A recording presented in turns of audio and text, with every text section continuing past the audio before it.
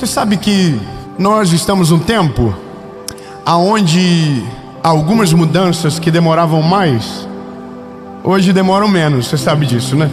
Hoje você fica forte mais rápido. Toda vez que eu posto uma foto, um amigo manda: tomando suco, né? Talvez. Quem saberá? Mas toda vez que um amigo me manda isso, eu chamo invejoso. Hoje você emagrece mais rápido se você quiser. Você talvez só está no médico errado, só. Brincadeiras à parte, nossa geração criou muitos métodos para acelerar coisas que demorariam muito tempo na nossa vida. Algumas dessas são prejudiciais, outras são talvez a única saída. Dependendo da pessoa, às vezes é a única saída. Mas algumas mudanças, elas precisam de um amadurecimento para que então seja possível, ou de uma estratégia mínima para que possamos de verdade viver o que Deus tem para nós. E toda a mudança que o ser humano precisa, por mais que ela seja externa, ela começa dentro de nós. Você sabia disso? Você sabia que para emagrecer, whatever o que você precisa, a primeira mudança que precisa acontecer em você é na mente? É uma loucura pensar que todas as mudanças que o ser humano precisa começam primeiro na mente. Se você for fazer uma cirurgia, aquela, acho que é bariátrica o nome, é isso, né? Você vai ter que fazer um atendimento psicológico. Por que psicológico se é uma intervenção cirúrgica? Porque depois da cirurgia, se a sua cabeça não adaptar ao tamanho do seu estômago, você vai voltar ao peso que você era antes e talvez até pior. Porque não adianta mudar as coisas aqui dentro se a nossa cabeça não alterar. Da mesma forma serve para quem está aqui fora. Não adianta mudar a realidade externa se a nossa cabeça permanecer igual. Eu vou melhorar. Não adianta você morar numa casa grande se a sua cabeça for uma cabeça de alguém miserável. Não adianta você prosperar na vida se a sua cabeça for de alguém mão de vaca miserável. Não adianta Deus te der uma esposa se dentro da tua cabeça mora um ignorante que não sabe honrar uma mulher. Não adianta Deus te dar um homem maravilhoso, trabalhador, se na sua cabeça mora uma mulher narcisista que não valoriza o que seu esposo faz. Tudo que você recebe e você não está preparado, ou você perde ou sacrifica. E essa é a loucura de tudo, porque se nós estamos entrando no novo ciclo para viver o novo de Deus, eu poderia chover no molhado e dizer: você precisa que os seus odres sejam renovados para que o vinho novo seja derramado em você. Mas isso é óbvio que nós já sabemos. Você sabe que algumas coisas da minha vida eu não demorei a viver por conta do recurso, eu demorei a viver por causa da minha mente. Algumas coisas do meu casamento eu demorei a viver por causa da minha mentalidade. Algumas formas de educar os meus filhos, eu demorei por causa da minha mentalidade, porque a minha mentalidade estava segregada a uma estação da minha vida que já havia passado há muito tempo, mas eu ainda estava com a cabeça lá, mesmo com o corpo em uma outra estação. E essa é a loucura do Evangelho. Porque o Evangelho é o poder de Deus que transforma o homem de dentro para fora. Não, fala para quem está perto de você e diga: você sozinho consegue trabalhar no seu mindset. Mas fala para ele: mas o que produz a maior revolução da sua história é quando Jesus governa a sua mente.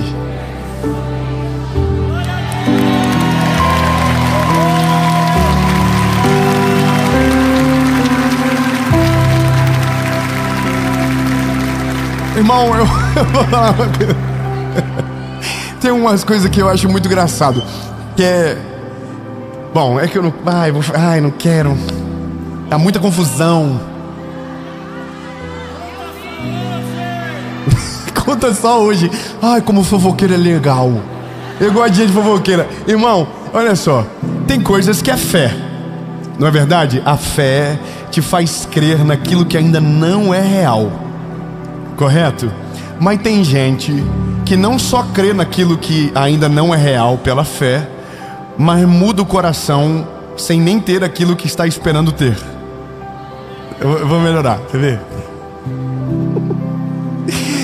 Tem gente que fica soberbo, orgulhoso, prepotente só com o testemunho, pela fé. Imagina se Deus dá. Vamos melhorar. Irmão, é que eu vi umas coisas. É porque você tem que agir como rico. Aí tem gente que entendeu tudo errado. Acha que agir como rico é tratar mal os pobres.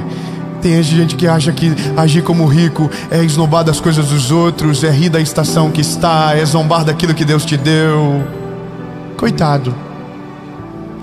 Vai ser pobre a vida toda. Pode até ter o mindset de rico, mas nunca vai prosperar na terra. Porque o que faz a gente prosperar é o favor e a misericórdia de Deus. Uma mentalidade transformada por Ele, não governada por opiniões externas. E por que eu estou dizendo isso para você? Porque eu tenho um texto aqui que dá uma porta poderosa para a nossa vida. E eu vou ler para você, Romanos capítulo 12, versículo 2. E não se conformem com este mundo, mas sejam transformados pela renovação da vossa mente.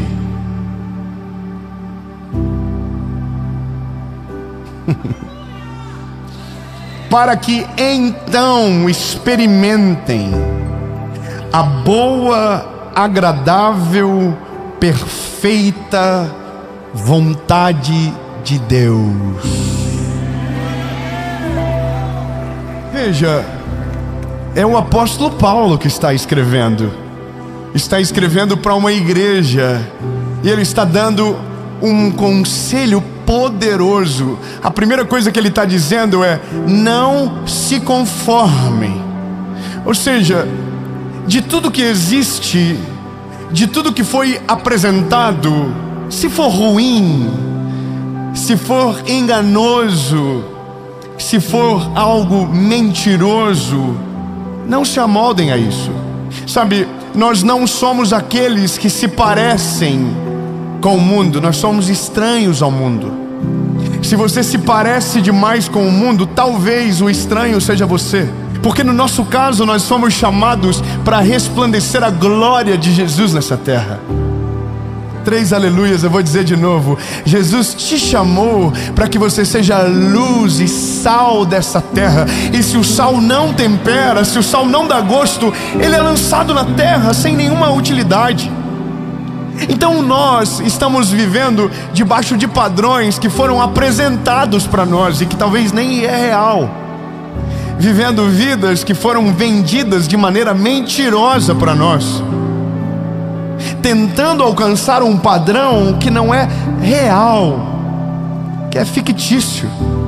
Foi implantado em nós um normal, foi implantado em nós um padrão de beleza, foi implantado em nós um carro perfeito, foi implantado em nós alguma realidade de o tamanho de uma casa, e foi tudo colocado dentro de nós e está aqui. E agora o problema não é nem só sobre o que é implantado, mas é como eu me movo a partir daquilo que foi apresentado para mim. Olha, há uma geração que corre atrás de coisas vazias, que busca coisas que são, sabe, vazias. A Bíblia vai dizer: quando vocês pedem, vocês não pedem direito, porque vocês estão pedindo coisas que são para o seu próprio deleite. Jesus está dizendo: você não está pedindo para que a glória seja minha, você não está pedindo para que o meu reino cresça, você está pedindo para que você, é só para você. Escute, lindo, Deus nunca vai dar algo para você que o fim seja você. Eu estava lendo uma história agora, alguns dias atrás, de um dos maiores filântropos do nosso país, dizendo a quantidade que ele doa do capital que ele tem.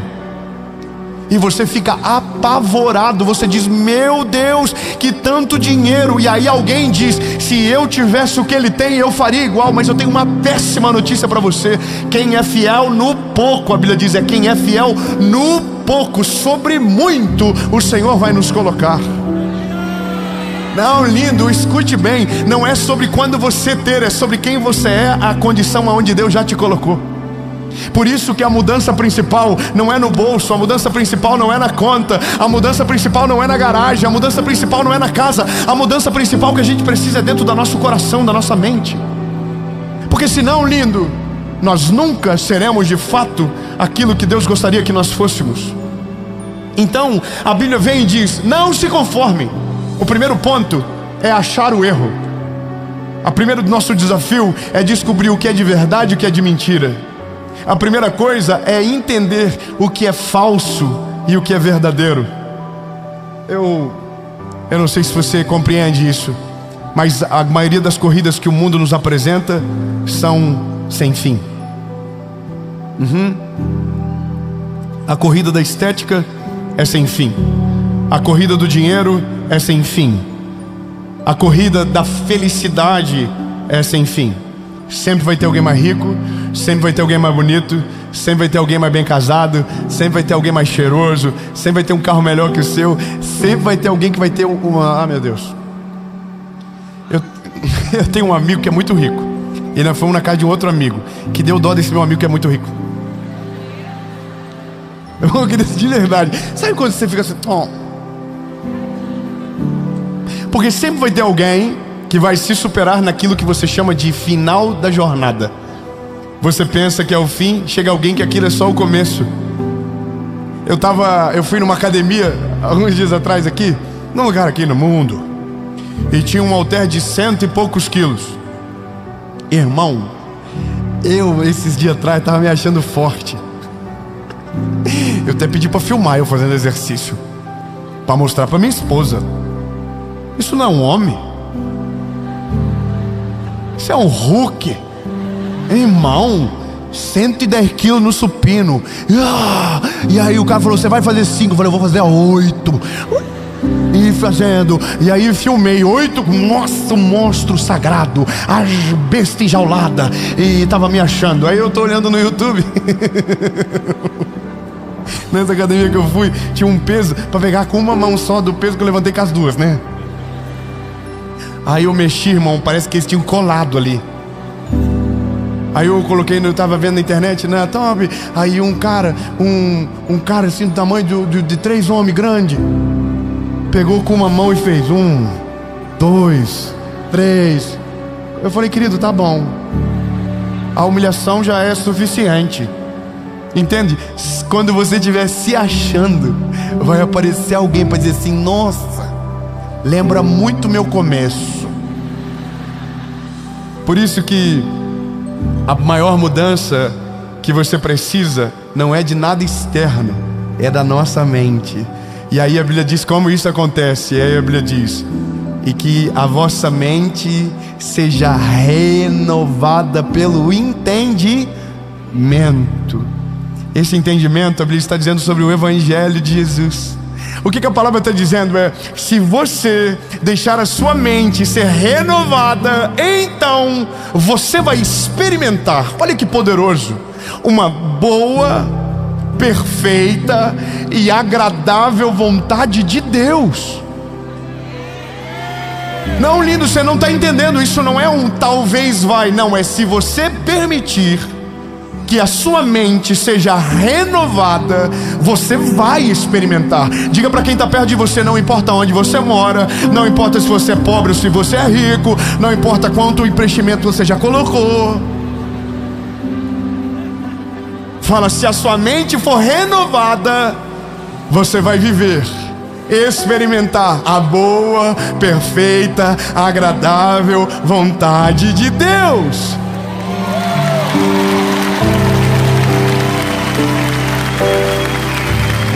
Olha, eu amo coisas práticas, eu amo coisas objetivas. E quando eu olho para esse tempo de uma nova estação, de um novo ano, o que vem na minha cabeça é: Deus, aonde foi que os meus pés vacilaram que eu não devo repetir no próximo ciclo? E aí a gente volta na primeira parte do versículo: não se conformem. Não se conformar significa não aderir à realidade que nos foi imposta. Eu sinto muito em te informar, mas antes de dar certo, você vai ter que parecer estranho. Tá bom. Vamos lá. Antes de dar muito certo, você vai ter que fazer coisas que ninguém tem coragem de fazer. Irmão, é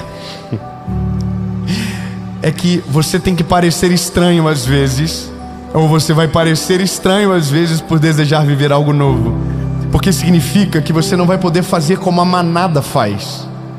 Tá, vamos lá. Todo mundo bebe. Eu não. Não, isso aí, irmão, pelo amor de Deus, vamos lá. Todo mundo bebe. É estranho, não é? Num mundo onde é moda quem toma mais, mas você não quer viver aquela mesma realidade, você quer viver algo novo. Então o primeiro passo não é ser parecido, é ser diferente.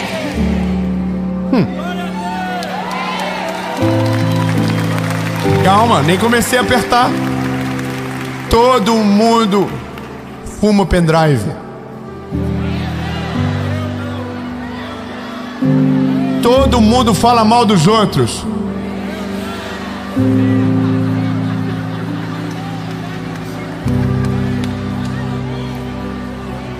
Eu fiquei sentindo dúvida agora.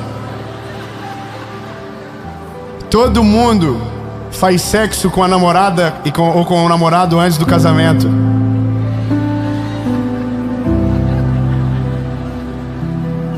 Todo mundo vê pornografia.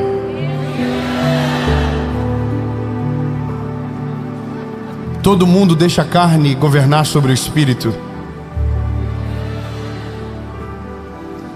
Todo mundo se preocupa só com os seus deleites e não com a sua pureza. Esse é o negócio. Nós precisamos voltar a ser a geração dos diferentes. Nós precisamos voltar a ser aqueles que envergonham o diabo, que o inimigo passe a dizer: esse eu não consigo chegar nem perto porque irrita. Ele está se preocupando em viver diferente. Lindo. Deus nos chamou para ser diferentes do mundo. Deus nos chamou para ser luz e sal da terra. Deus nos chamou para governar sobre esta terra caída. Deus não nos chamou para escravos. Deus não nos chamou para nada disso. Deus nos chamou para ser filhos dele. Tão lindo. Quem é da realeza vive como a realeza vive, não como os escravos.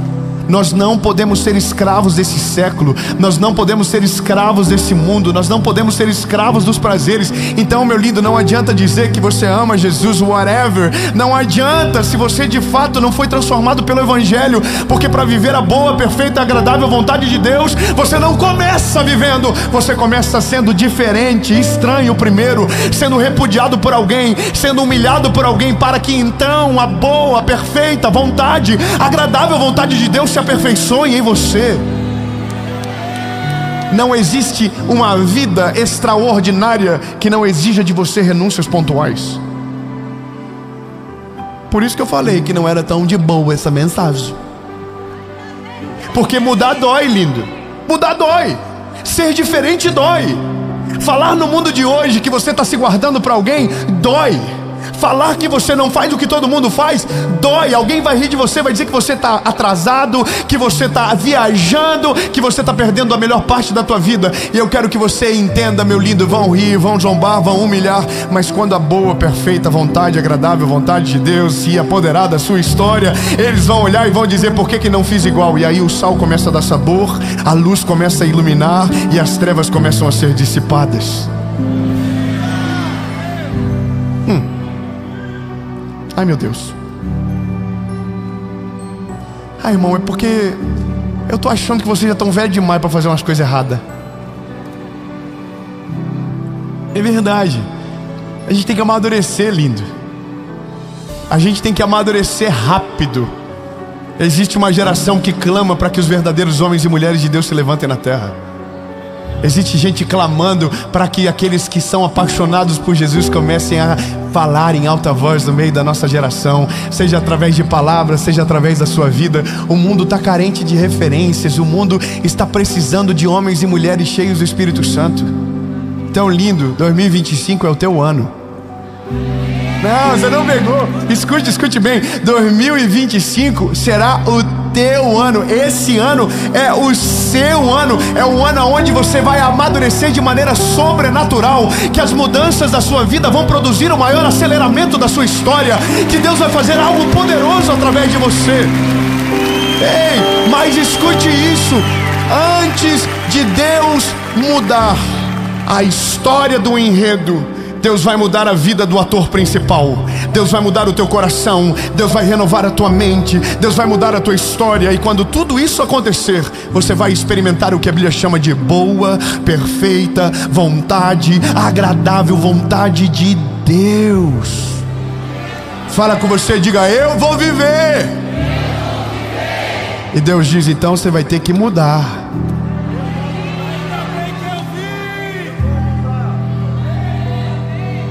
O apóstolo Paulo é maravilhoso, porque ele é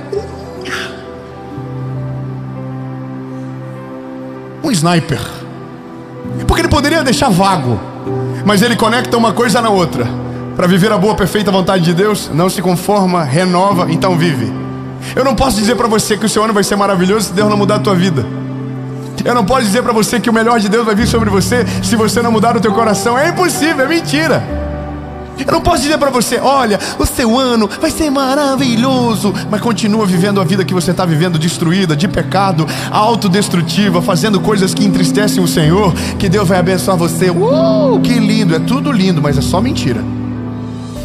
O que Deus está dizendo para mim e para você é: se você deixar eu fazer, se você permitir que eu mude todas as coisas, se prepare, porque o que você vai viver é sobrenatural. Escute isso. A Bíblia vai dizer em Filipenses 1:6: porque Ele é fiel para completar a obra que Ele mesmo começou. Talvez você começou a entender isso faz pouco tempo. Talvez isso tudo é muito novo para você ainda. Mas Deus está dizendo para você: eu vou completar a obra. Eu vou fazer algo novo na sua vida. Eu vou fazer algo novo na sua vida. Eu vou... vou declarar. Eu amo isso. É lindo, maravilhoso. É porque eu estou dizendo: Deus, o que eu preciso mudar rápido? Fala logo. Porque eu não quero viver um ano normal. Eu quero viver um ano só de testemunho sinistro. Vou te falar, lindo. Os últimos 4 meses do ano, para mim, foi tiro, porrada e bomba. Deus me falou assim: lindo, se tu pensa que eu vou deixar tu entrar em 2025 desse jeito, você está redondamente enganado. E aí eu disse: então Deus, taca-lhe o pau nesse carrinho. E o pau pegou. Sabe o que é maravilhoso? Doeu, incomodou, gerou angústia. Mas eu vou dizer para você: valeu a pena. Não, lindo, fala para quem está perto de você: dói, mas vale a pena. Vão rir de você, mas vale a pena. Então, prepara para celebrar comigo. Deus vai. Gravou? Deus vai. Mas você também vai ter que fazer um negócio. Combinado? Então nós não vamos ficar só na parte que Deus faz. A gente vai entrar na parte que a responsabilidade é nossa. Ok? Então vamos lá.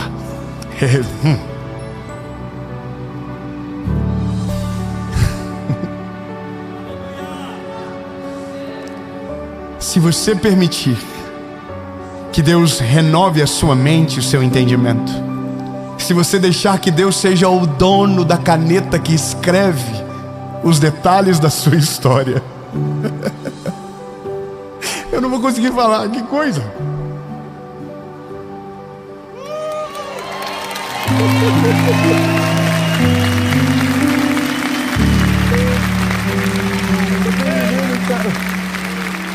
É lindo, eu vou melhorar. Se você entregar o controle da sua história para o Senhor, se você entregar a caneta que você escreveu os planos para o seu 2025 nas mãos do Senhor Jesus, se você deixar Ele mudar todas as áreas da sua vida, entenda, não vai ser fácil no começo, vai incomodar você, vai te levar para um lugar onde você não tem controle das coisas, mas eu quero declarar no nome de Jesus que a sua decisão vai promover na sua história um maior crescimento da sua vida. Em nome de Jesus, você vai desfrutar do que a palavra chama boa, perfeita e agradável vontade de Deus. Mas antes de mudar tudo, Deus vai mudar tudo dentro de você. E quando dentro de você estiver mudado, quando seus olhos se abrirem, nada mais será igual à sua volta. Em nome de Jesus.